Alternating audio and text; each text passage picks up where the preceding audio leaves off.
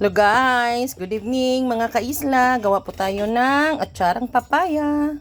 Pagkatapos kayurin, lagyan natin ng asin kasi pipigain pa yan. Yan. Tapos, hindi naman ibabad ha. Pipigain yan. Ayan guys. Malinis pong kamay. Guys, meron kaming red bell pepper o atsal, ginger, luya, tapos tidbits na pineapple, and then raisins o pasas, carrots, nagigawa kong bulaklak, and then ring na red onion. Yan guys, piniga na po. So guys, para lang siyang bola-bola, no? Papaya. Piniga ho, gamit ho ay yung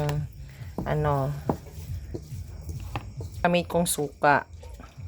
Tapos, hindi ko na siya gilagyan ng garlic, guys. So, ito yung peppercorn, tapos sugar. So, ito kasing suka, nasa lang kasi siya 490 ml.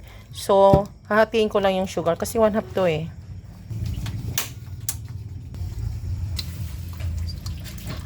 Ayan, nilagay ko na ang peppercorn. Tama-tama lang yung apoy, guys, ha.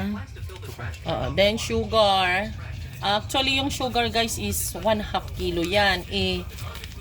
Ngayon, yung suka ko kasi 500 ml. So, ang kalabasan, 1/4 lang na sugar.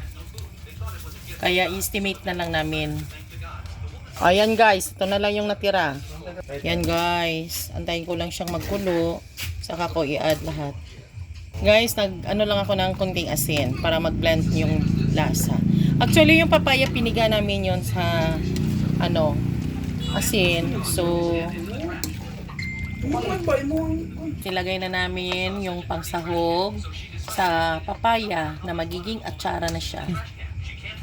Diyan na yung atsal, pineapple tidbits, carrots, onion, at saka ginger.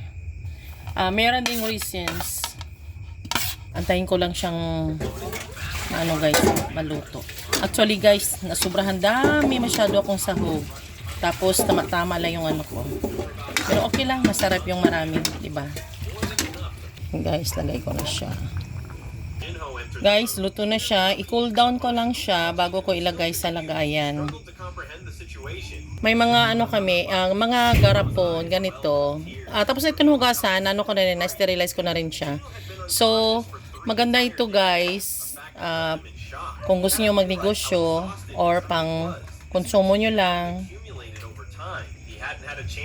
Guys, ito na yung nagawa ko guys. Yung mga ganito, yan, amin yan, amin. Ito naman sa mga